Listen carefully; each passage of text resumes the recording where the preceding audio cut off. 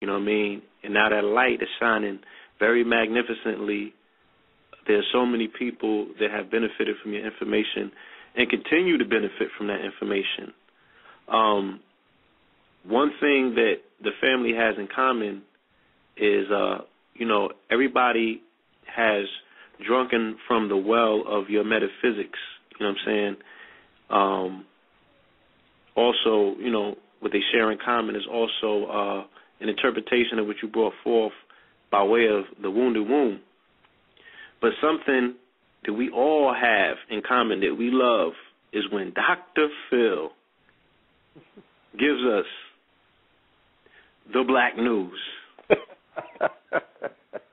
Word. Oh, Lord.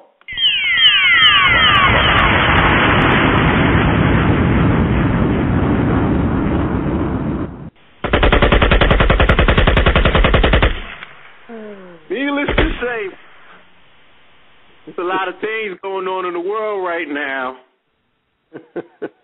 and we haven't heard from the good doctor in a minute. So we get some of that. It's the hood news. Might not necessarily be the good news, but it's the hood news. Can we get a little something? Wow, I ain't did the black news in so long, and I ain't heard the lead-in to the black news in a while. Now, I don't know where to start, brother. Black news is 360, so you got to pick the point. Right off the top, when we're talking about quote-unquote black news, in a very roundabout way, we're talking about our people in the diaspora. You know what I'm saying? That's not relegated to one landmass or one particular organization or one slice of news. But when you look at such an encompassing figure such as Gaddafi, okay, such a very integral part of that particular pie, to me, he embodies black news. Yeah, he's big-time news. He's the road where all black news kind of meets. So I think it would be best to delve into that particular topic at this particular time. Oh, yeah. Well, that would be a good place for us to start. Gaddafi essentially has always been there as a thorn in the side of the Zionists, especially the ones here running the government. Where Gaddafi actually really messed with their heads was when he, 10 years ago, announced that he wanted to be, he really was putting and funding the money with his oil money. He was funding a way for African unity.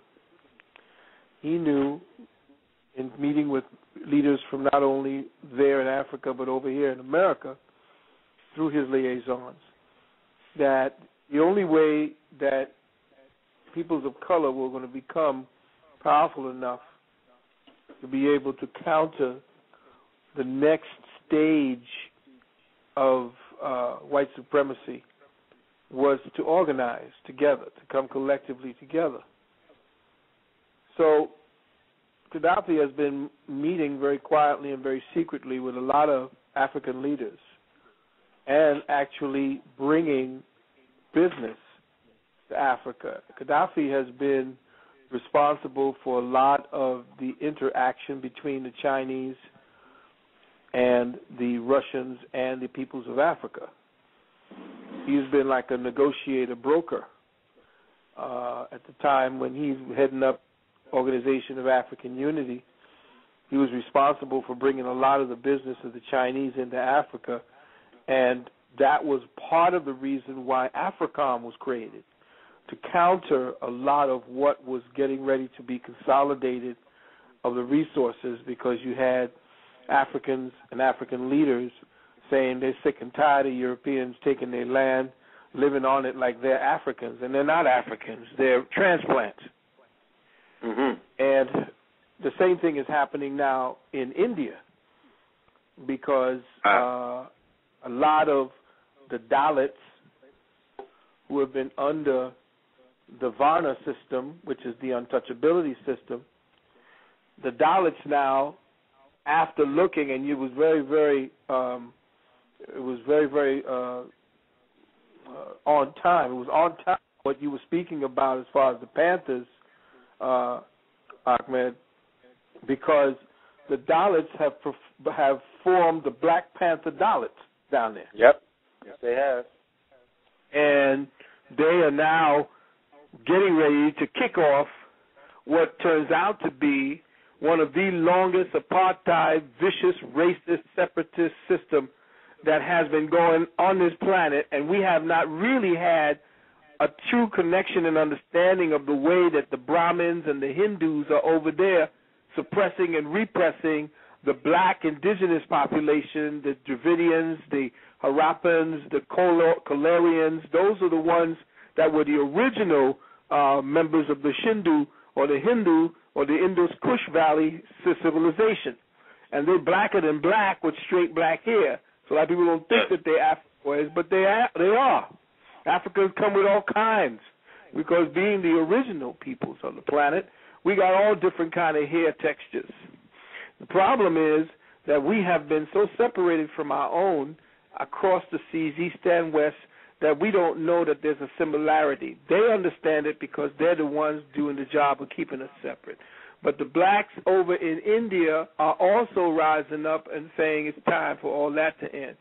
So those who have the foresight to understand whose planet it belongs to over the next 50 to 100 years are now making short-term investments very quietly behind the scenes in the future of the planet. And the Caucasian is saying and knowing that based on that type of movement, he knows his days are numbered. He can't continue to do what he's doing.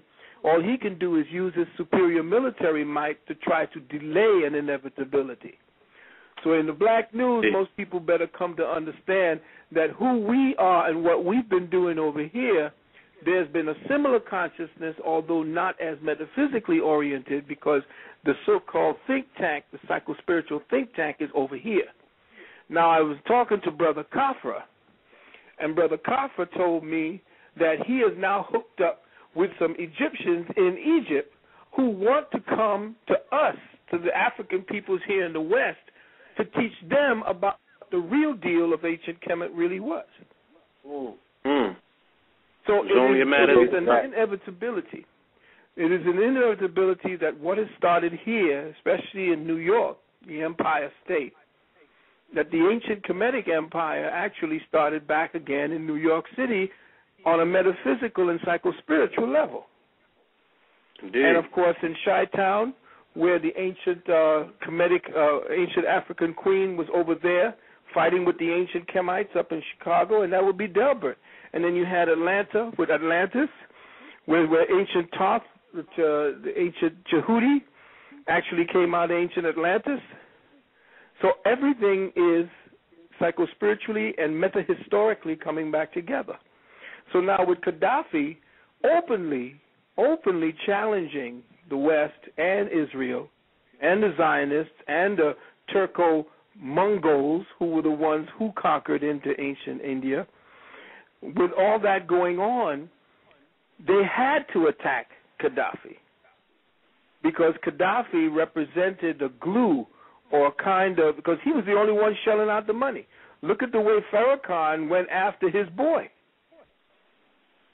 Farrakhan went after, very quietly, but he couldn't do it in the open because he's praised him too much, because he was the new Mahdi, according to Brother Farrakhan. This was the new Messiah. Well, the new Messiah just dropped 175 bombs on civilians, saying we're going to try to protect you with those bombs. Never mind you're dead, but we're going to try to protect you. But what happens now is after you start getting Gaddafi pissed off and try to get him to come to some kind of deal to try to delay the inevitability of a united Africa, you now have to find some way in order to stop the oil and then channel some of that oil back to you so you can control that, because that's the way Gaddafi was making his money to fund the organizations that would deal with bringing African peoples and black peoples together. So you need to dry up that well for a little while. You need to talk to him about delaying certain inevitabilities.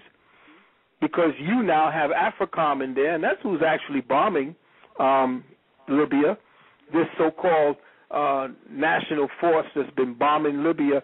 Ain't got nothing to do with the United States and this coalition and NATO. This is all AFRICOM and all the people participating in that little clandestine organization. I think also, go ahead. This is the perfect topic to be talking about metaphysics, because if one just looks at the name of the individuals involved, right, the dude in charge of the operation over there, his name is Carter Ham. Now, we all know that Jay-Z just came out with a song called Ham, and his last name is Carter. Mm-hmm.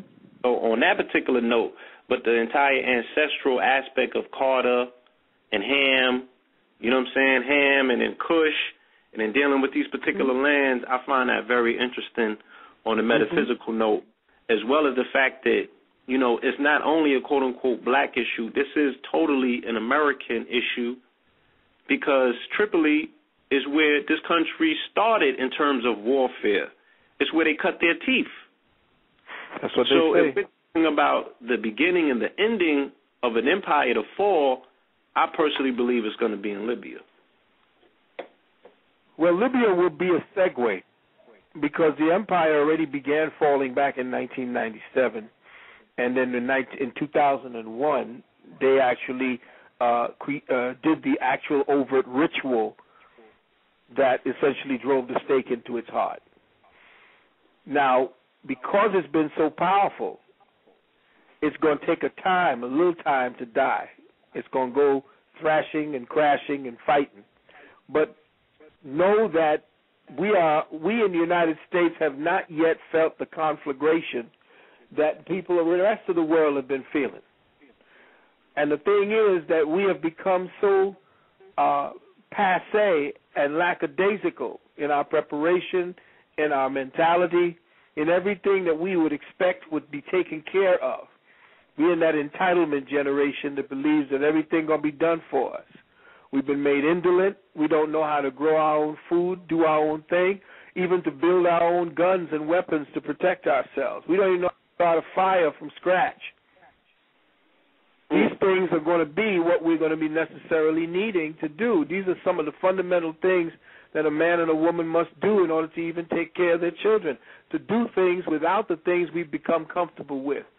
These are some of the things that I've been urging people off the air to do, to essentially do something that you would not normally be doing in your home, like go out on excursions into the woods, take people in groups and teach them what it is that they can and cannot eat, even in the parks.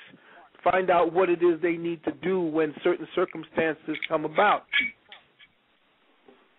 They have all these military manuals, the Air Force survival manuals. That's a perfect one for people to have. They have all these special forces manuals that are now floating around the net and floating around in different places that you could get. Yeah. All right. But it's time people start to do things outside of what it is that they become accustomed to, because we done come so soft. We're so soft now we don't even feel any more pain. We don't even know what it is to feel what a gripe in our stomach is about anymore. We don't know what it feels to be doing things while you're wounded.